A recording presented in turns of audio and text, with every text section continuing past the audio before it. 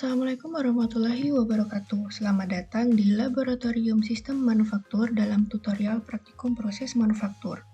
Pada kesempatan kali ini, kita akan mempelajari terkait modul pertama pada tutorial proses manufaktur, yaitu modul Introduction.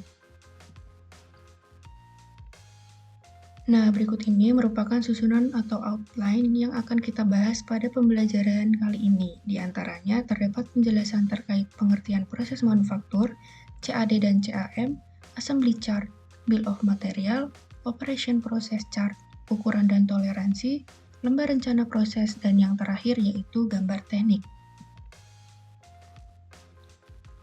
Nah, pertama-tama praktikan perlu mengetahui pengertian dari proses manufaktur sendiri.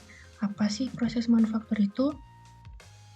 Proses manufaktur merupakan tutorial yang ada pada laboratorium sistem manufaktur yang bertujuan untuk mengubah bahan baku menjadi bahan jadi dalam bentuk produk yang memiliki nilai guna. Pada praktikum proses manufaktur kali ini, kita akan membuat sebuah produk bernama hydraulic press, yang prosesnya nanti akan kita lakukan satu persatu, mulai dari membuat part, penyambungan atau assembly, hingga proses akhir yaitu finishing. Hydraulic press nantinya akan digunakan untuk mengompres dan membentuk material seperti plat logam menjadi bentuk tertentu. Kemudian yang selanjutnya, teman-teman juga perlu memahami nih terkait apa itu CAD dan CAM. Dua komponen ini saling berkaitan dan sangat penting dalam dunia industri, khususnya pada proses manufaktur. Nah, Computer Aided Design atau CAD merupakan software yang digunakan dalam mendesain produk pada proses engineering. Software ini memiliki beragam fitur yang memudahkan proses desain kepada penggunanya. Fitur tersebut meliputi pemilihan material, proses, dimensi, dan toleransi. Beberapa software pada CAD yaitu AutoCAD, Fusion 360, SolidWorks, SketchUp Pro, Cassia, dan sebagainya. Nah, sedangkan untuk Computer Aided Manufacturing atau CAM merupakan suatu teknologi yang merujuk pada pemakaian komputer untuk membantu proses pembuatan suatu produk dengan cara mengatur dan mengontrol sistem produksi secara otomatis. Nah, singkatnya, CAM memainkan peran penting dalam manufaktur modern dengan mengotomasikan proses, memastikan presisi, dan meningkatkan efisiensi. Ini akan mengurangi kesenjangan antara desain digital dan produksi fisik, memungkinkan produsen menciptakan produk yang kompleks dan akurat. Nah, untuk selanjutnya itu ada Bill of Material. Bill of Material atau BOM merupakan salah satu cara untuk mengetahui informasi dari pembuatan suatu produk. Dalam proses manufaktur, seorang engineering perlu untuk menggunakan Bill of Material karena pada BOM kita dapat mengetahui sebuah daftar informasi mengenai jumlah komponen, nomor part, nama part, level, dan material yang dibutuhkan untuk membuat suatu produk. Nah, seorang engineer menggunakan BOM sebagai bagian dari proses desain dan penentuan item yang harus dibeli atau diproduksi.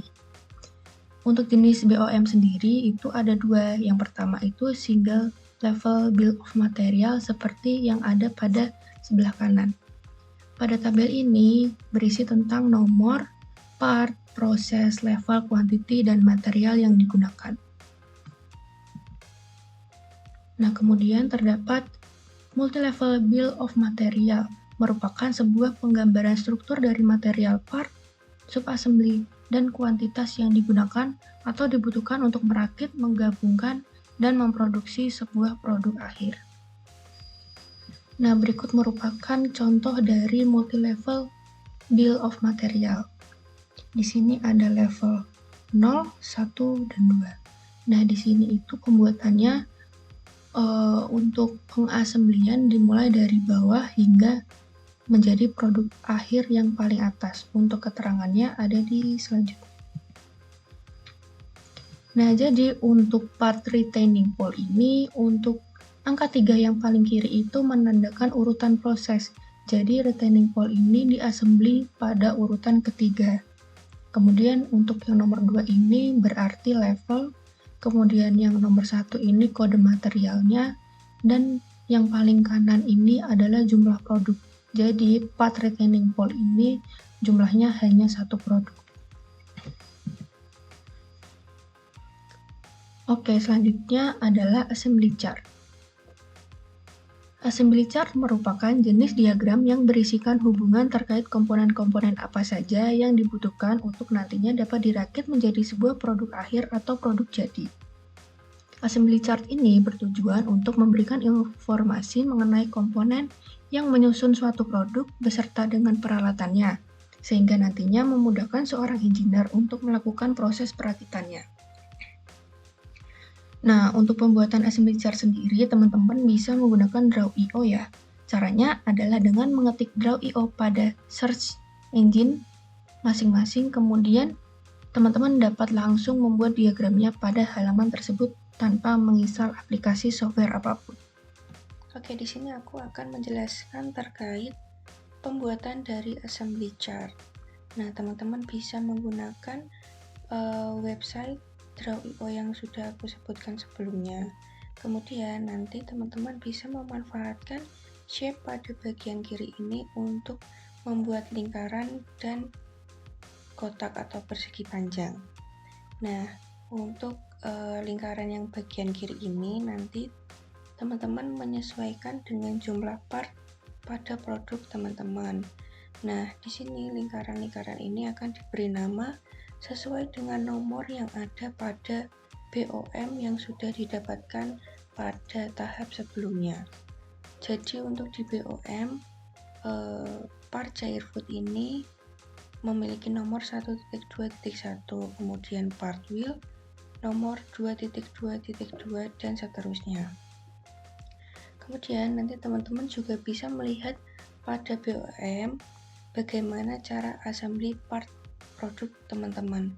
Nah, dari BOM teman-teman yang tadi itu, part cair food akan diassembly dengan wheel akan menghasilkan assembly. Kemudian assembly ini akan dirakit dengan retaining wall dan menghasilkan assembly juga. Kemudian nanti seat dan seat bed akan menghasilkan assembly. Kemudian assembly ini akan dirakit dengan armrest menghasilkan assembly. Kemudian assembly yang terakhir ini akan dirakit menjadi produk jadi pada bagian kanan. Nah, kemudian bagaimana cara kita memberikan nama pada assembly tersebut? Jadi kita akan mulai penamaan dari yang paling belakang atau yang paling akhir. Lingkaran yang paling akhir ini berarti produk yang sudah jadi. Nanti teman-teman bisa menamakan assembly strip 1. Seperti itu. Kemudian nanti untuk penamaan assembly di belakangnya, nanti teman-teman bisa menambahkan assembly ini dengan sub. Jadi nanti sub assembly. Yang bawah juga jadi sub assembly. Kemudian jika mundur ke belakang lagi nanti ditambah sub lagi jadi sub assembly. Nah, di sini untuk penamaannya belum selesai. Jadi nanti teman-teman bisa menambahkan nomor. Jadi untuk lingkaran assembly yang paling kiri atas nanti teman-teman bisa menambahi dengan strip 1.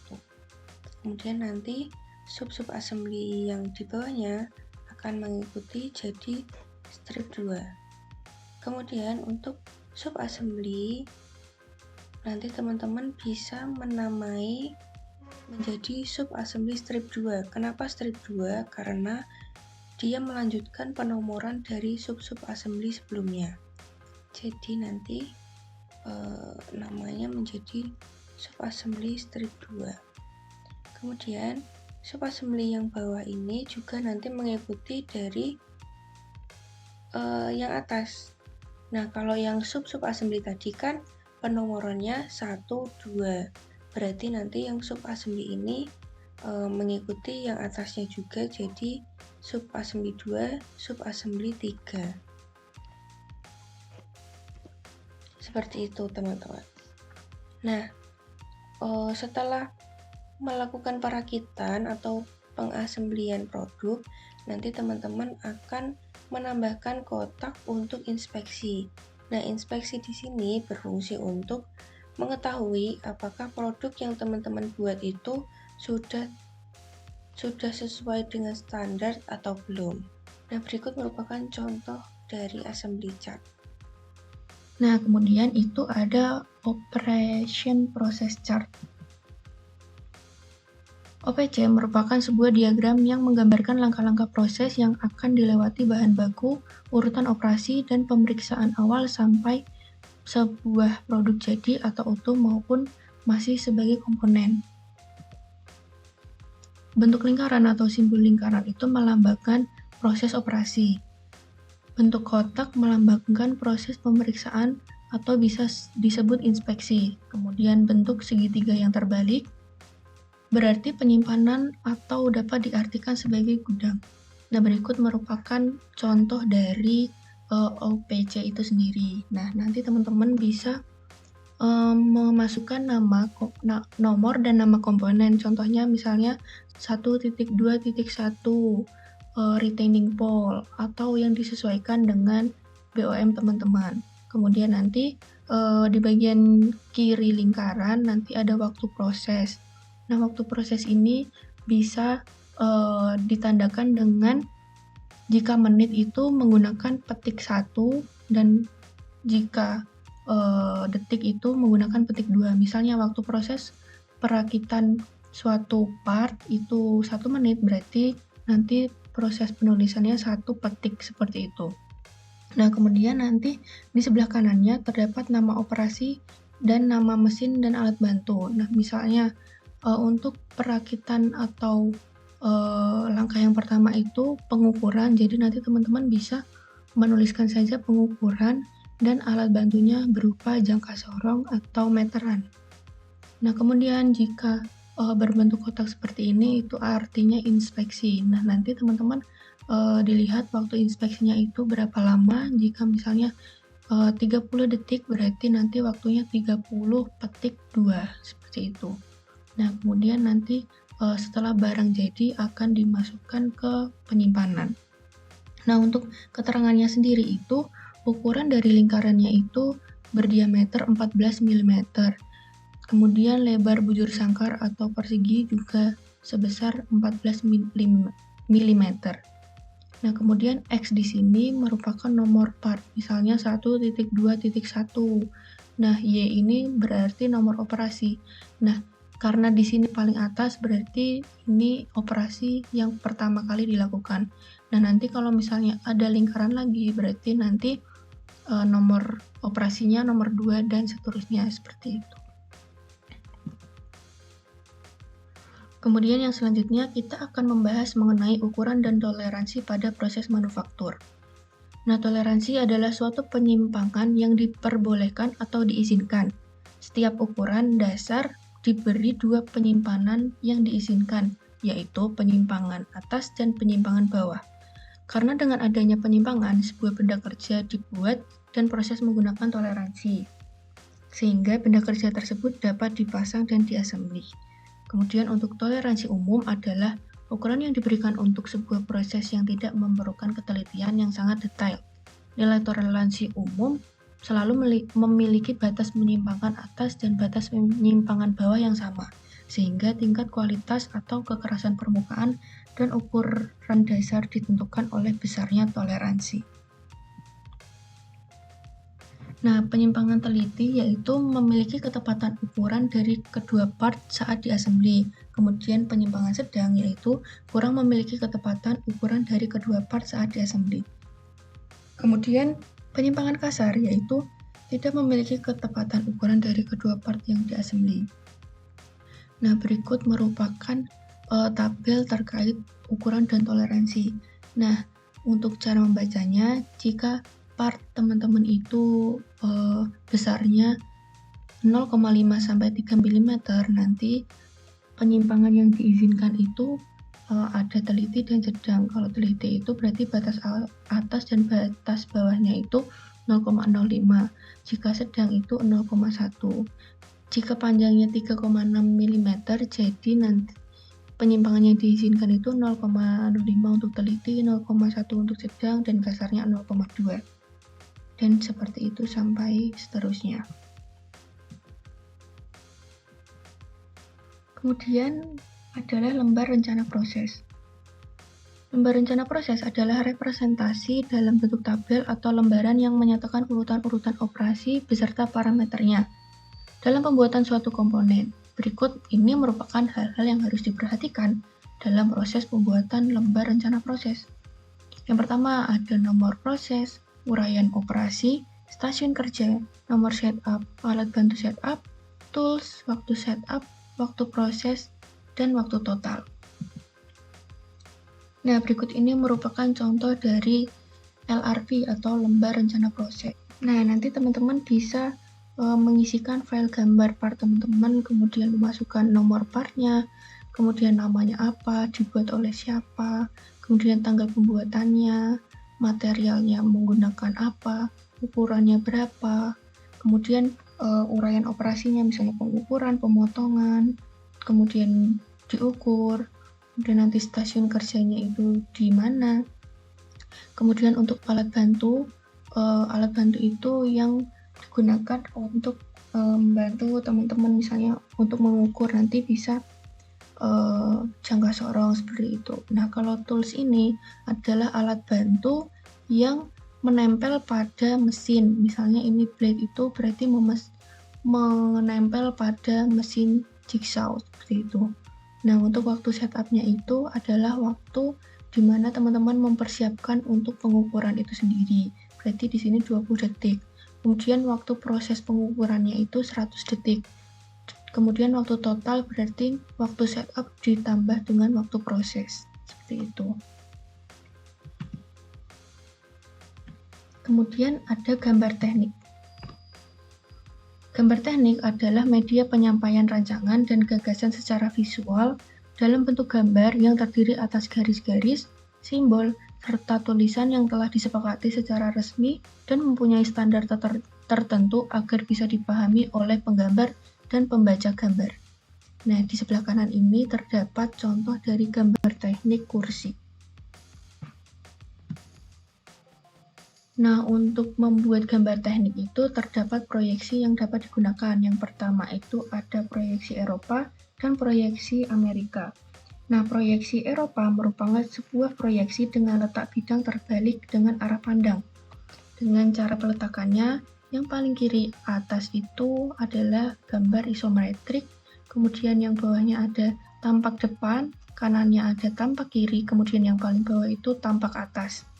Nah, jika proyeksi Amerika merupakan sebuah proyeksi dengan letak bidang sama dengan arah pandang. Nah, cara peletakannya yaitu paling kiri atas itu tampak atas, kemudian kanan atas itu tampak isometrik, kemudian yang bawah tampak depan, dan yang kanan itu tampak kanan. Nah, pada tutorial proses manufaktur, kita akan menggunakan proyeksi Amerika, karena proyeksi Amerika ini lebih mudah dibaca. Oke, terima kasih sudah menonton video ajar pada modul Introduction. Sampai bertemu di praktikum tutorial proses manufaktur. Wassalamualaikum warahmatullahi wabarakatuh.